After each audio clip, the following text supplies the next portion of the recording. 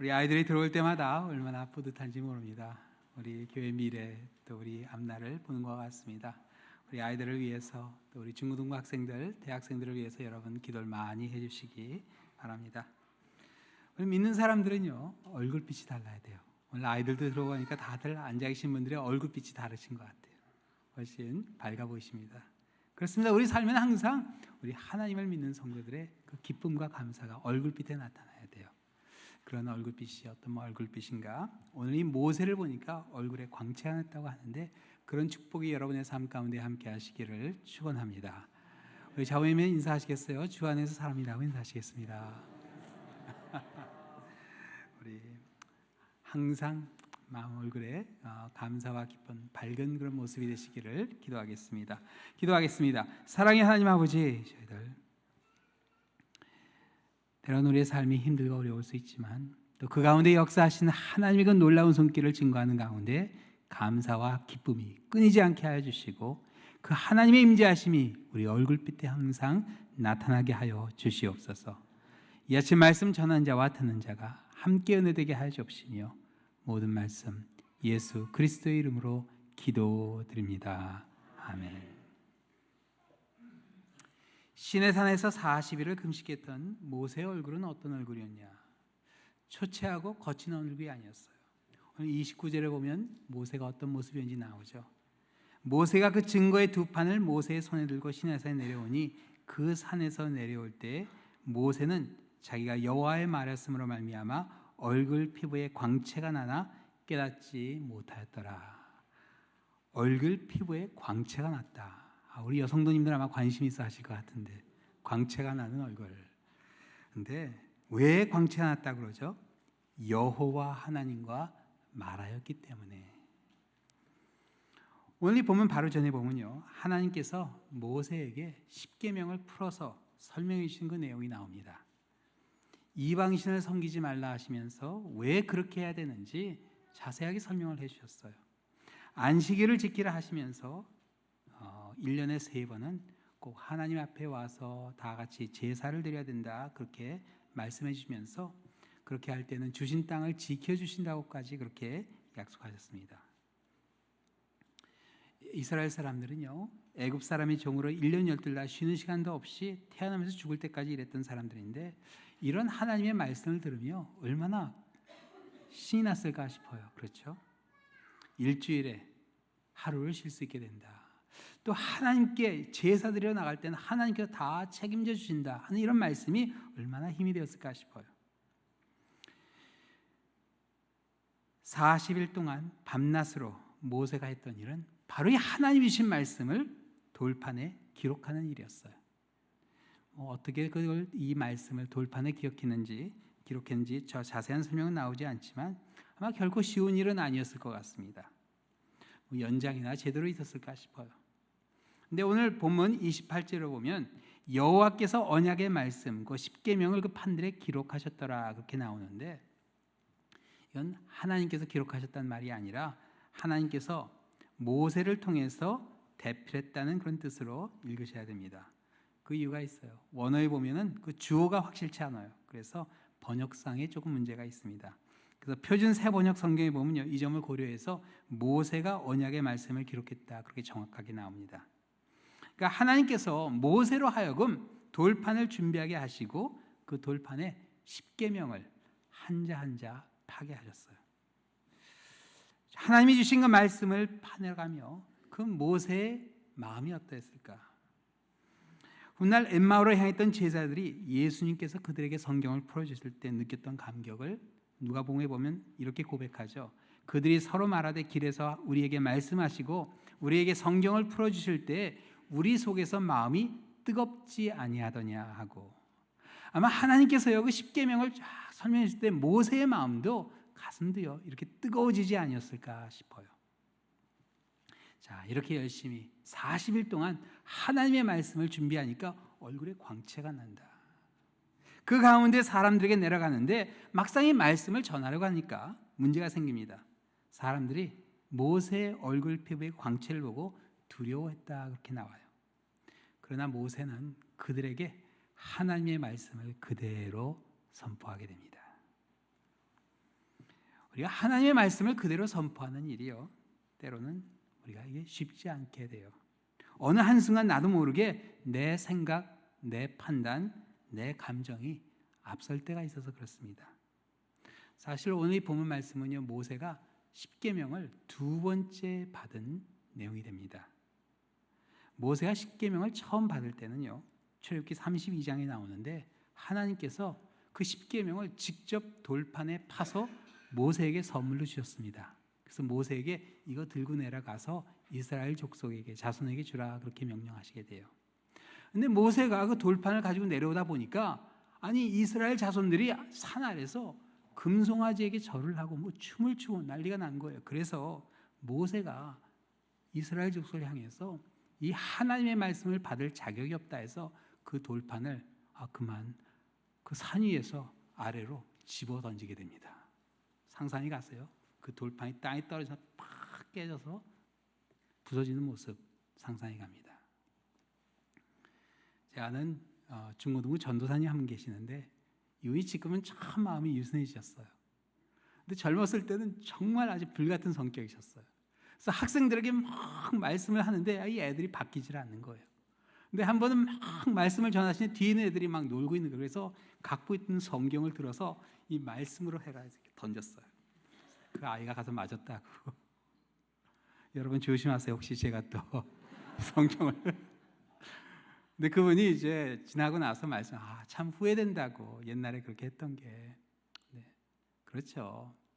뭐 하루아침에 변할 수 있겠어요. 그런데 그때 그렇게 장난꾸러기 학생들이 지금은 많이 변했다는 그런 이야기를 들었습니다. 모세는요, 그만 이스라엘 백성들이 금송아지에 절하는 걸 보고 그 돌판을 집어던진 거예요. 근데 하나님은요, 산 위에서 벌써 알고 계셨습니다. 이스라엘 백성들이 죄를 짓고 있었다는 걸 알고 있었어요. 근데 모세의 문제는 하나님이 주신 말씀을 그대로 내려가서 전하지 못했다는 데 있습니다. 그래서 그런지 모르지만 하나님께서 모세를 두 번째 시내산에 부르실 때는요, 돌판을 준비하라고 그러셨어요. 네가 직접 준비해라. 네가 깼으니까. 두 개 준비해서 올라왔는데 거기에 십계명을 한자 한자 직접 새기게 하셨습니다. 자, 하나님 주신 율법, 이거는요, 의로운 사람을 위해서 주신 율법이 아닙니다.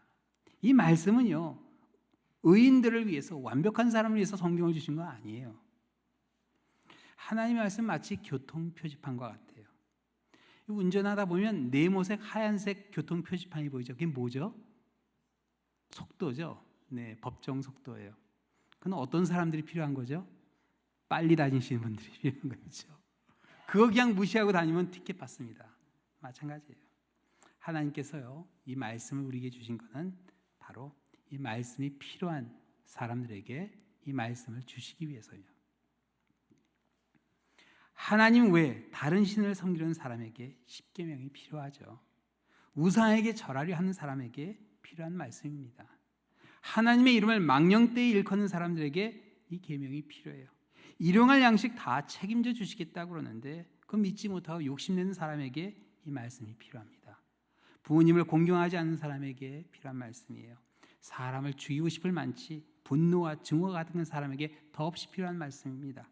불륜 관계도 괜찮다 생각할 수 있는 사람인데 그런 사람에게 필요한 말씀이에요. 정당한 방법으로 물질을 모으지 않는 사람이 있습니다. 그런 사람에게 필요한 말씀입니다. 거짓말을 하고 말을 만들어내는 사람이 있어요. 이 말씀이 필요해요. 이웃의 배우자나 일하는 사람이나 재산을 탐내는 사람이 이 말씀을 들어야 됩니다. 이 하나님의 말씀은요, 필요한 사람에게 전해줘야 됩니다. 그 일을 하는 일처럼 귀한 일이 없어요. 그 사람에게 생명이 되기 때문에 그렇습니다. 천국에서는요, 어떤 사람이 큰 자냐?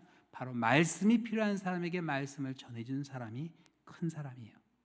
예수님께서 마태복음의 산상수훈에 보면 이렇게 말씀하셨죠. 내가 율법이나 선지자나 폐하러운 줄로 생각하지 말라. 폐하러운 것이 아니요 완전케 하려 함이라. 진실로 너에게 이르노니 천지가 없어지기 전에는 율법의 1.1획이라도 반드시 없어지지 아니하고 다 이루리라. 그러므로 누구든지 이 계명 중에 지극히 작은 것 하나라도 버리고 또 그같이 사람을 가르치는 자는 천국에서 지극히 작다 일컬음을 받을 것이요 누구든지 이를 행하며 가르치는 자는 천국에서 크다 일컬음을 받으리라. 하나님의 말씀을 그대로 실천하고 가르치는 자는 천국에서 어떤 사람이요? 큰 자입니다. 큰 자예요. 저는 여러분이 천국에서 다 큰 자가 되었으면 합니다. 작은 자가 아니라 큰 자가, 하나님께서 칭찬해 주시는 큰 자. 그래서 마태복음 28장 18절에서 20절에 보면요, 부활하신 예수님께서 갈릴리에서 제자들을 모으시고 이렇게 말씀해 주시죠. 하늘과 땅의 모든 권세를 내게 주셨으니 그러므로 너희는 가서 모든 민족을 제자로 삼아 아버지와 아들과 성령의 이름으로 세례를 베풀고 내가 너에게 분부한 모든 것을 가르쳐 지키게 하라. 볼지어다 내가 세상 끝날까지 너희와 항상 함께 있으리라. 예수님께서는요, 제자들이 다 큰 자가 되길 원하셨어요. 그래서 세상 끝까지, 끝날까지 모든 족속에게 이 말씀을 전하기를 원하셨습니다. 근데 십계명을 처음 받았던 모세는 그만 큰 자가 되지 못했죠. 그 돌판을 집어 던졌기 때문에. 그래서 두 번째 부를 때는 하나님께서 모세를 큰 자로 만들어 주십니다. 시내산에 다시 오른 모세는요, 하나님의 말씀을 한 자 한 자 돌판에 새기게 되고 그 말씀 가운데 모세의 얼굴에 광채가 나타나게 돼요. 그 말씀에서 나오는 그러한 이 성스러움이죠. 거룩함입니다. 그리고 산에서 내려온 모세는요, 모든 사람들에게 하나님의 말씀을 가르치게 됩니다. 근데 오늘 이 본문에 보면 재미있는 내용이 하나 나와요. 말씀을 가르치고 나서 평상시에는 수건으로 얼굴을 광채를 가렸다 이렇게 나옵니다. 사람들이 호기심으로 다가와서 보는 그런 것도 있었겠지만 어떻게 보면 또 중요한 의미가 있다 생각이 됩니다. 유대인의 전설 중에 이런 이야기가 있어요. 로마 시대 때 시메온이란 랍비가 있었는데 이 랍비가 로마 군인들의 박해를 피해서 아주 깊은 산속에 들어가서 한 12년 동안 깊이 말씀을 연구했다고 합니다. 그 연구하는 동안 하나님께서 아주 신령한 그런 능력을 주셨는데 어떤 능력이냐면 이 랍비가 죄인들을 바라보면 그냥 그 죄인이 불타 죽었대요. 야, 그런 분이 랄리에 있으면 몇 사람이나 살아남아 있을까? 저도 자신이 없습니다, 사실. 그렇죠? 우리가 다 죄인이에요. 누가 살아남을 수 있겠어요? 로마서 3장 10절에 보면요, 기록된 바 의인은 없나니 하나도 없으며 하나도 없다. 다 우리는 죄인입니다. 그렇지만 하나님의 은혜로 제가 이 자리에 있고 하나님의 은혜로 우리가 성찬을 합니다. 하나님의 은혜로 이 자리에 나와 있는 것일 뿐이에요. 죄가 없는 사람이 어디 있겠습니까? 그래서 모세는요, 수건으로 얼굴을 가립니다. 아마 얼굴을 가리지 않았으면 사람들이 하는 일 다 보고 있었으면 돌판을 다시 던졌을지도 모릅니다. 그렇죠? 이후에도요, 이스라엘 족속이 얼마나 모세를 여러 번 실망시켰는지 모릅니다. 광야에서 하루가 멀다 하고 원망하고 불평하고 심지어 모세를 죽이려고까지 했던 그들이었어요. 근데 여러분, 사람들의 삶은요, 자세히 볼 필요 없습니다. 궁금해하실 필요도 없어요. 성도가 해야 할 일은요, 하나님의 말씀이 필요한 사람에게 그저 그 말씀을 전해주는 일뿐입니다. 우리 주위에는요, 죄로 인해서 괴로워하고 답답해하고 시기와 질투, 미움, 증오 속에서 헤어나오지 못한 그런 분들이 계세요. 우리가 해야 할 일은요, 그런 사람들에게, 그런 분들에게 하나님의 말씀을 전해주는 일입니다. 말씀이 필요한 사람에게 말씀을 전해주는 일이에요. 그럼 나머지는 하나님이 하세요. 하나님께서 역사하십니다. 이 오래됐죠. 아틀란타에서 있었던 일이에요. 애슐리 스미스라는 젊은 엄마가 집에 늦게 돌아왔는데 그만 탈출범이 문에서 기다리고 있다가 총을 들이대고 끌고 들어갔어요. 한순간에 인질범이 됐습니다. 이 탈출범은 강간 혐의로 재판을 받던 브라이언 니콜이라는 청년이었어요. 근데 재판을 받는 도중에 이 사람이 탈출을 했습니다. 그 과정에 판사를 총으로 쏴 죽이고 그를 잡고 있던 경찰도 쏴 죽이고 여러 사람 다치게 하고 그런 끔찍한 일을 하고 탈출한 거였어요. 애슐리가 그 사람을 딱 보니까 뉴스 화면에 나왔던 사람인데 겁이 나죠.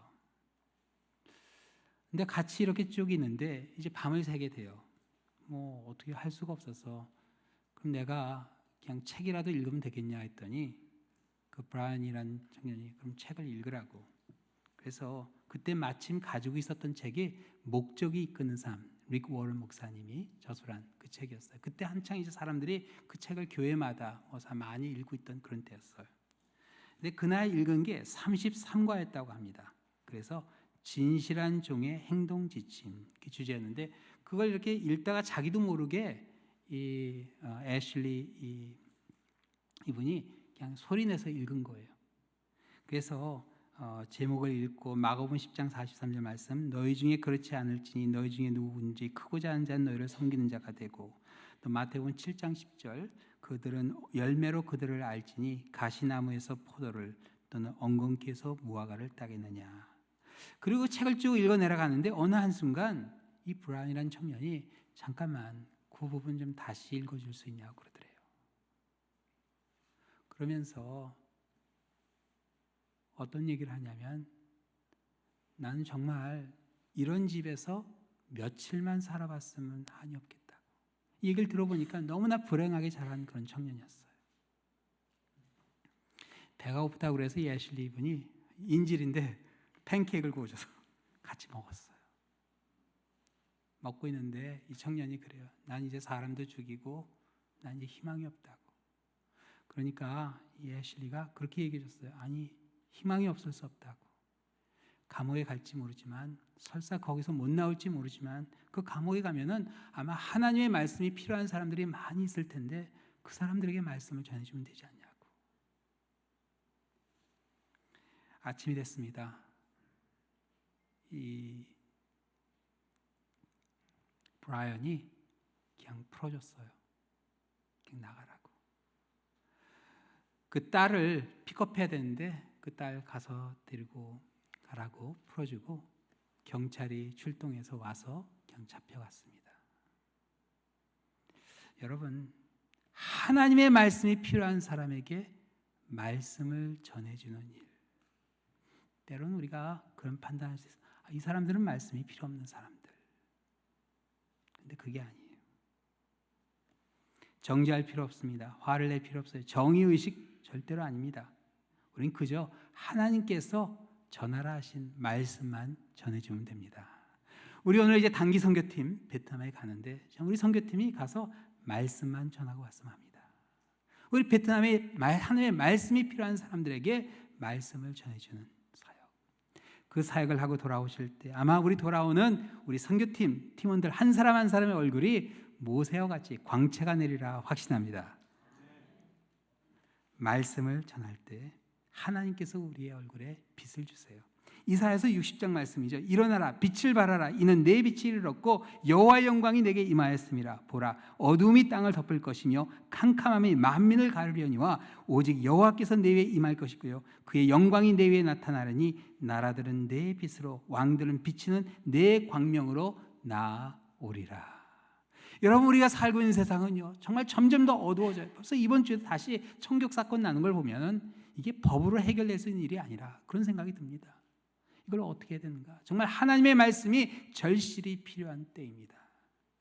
말씀을 선포하는 가운데 말씀을 전해주시는 가운데 여러분 한 분 한 분 여러분이 서 계신 그 자리가 하나님의 영광으로 하나님의 임재하심으로 환하게 빛으로 가득하게 되기를 우리 주님의 이름으로 축원합니다.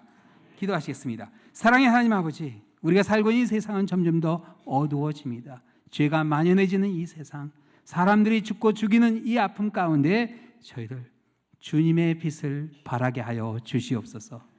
말씀이 필요한 자에게 말씀을 전해주는 가운데 주님이 우리에게 주신 생명과 희망을 보게 하여 주시며 새로워진 역사가 우리의 삶을 통해 일어나게 하여 주시옵소서. 그래야 우리 한 사람 한 사람이 축복의 통로가 되게 하여 주시며 이제 베트남으로 가는 우리 단기 선교팀, 우리 팀원들 한 사람 한 사람이 주님의 귀한 사역자가 되어서 아버지 주님의 빛을 베트남에서 바라고 돌아올 수 있도록 역사하여 주시옵소서. 모든 말씀 예수 그리스도의 이름으로 기도드립니다. 아멘.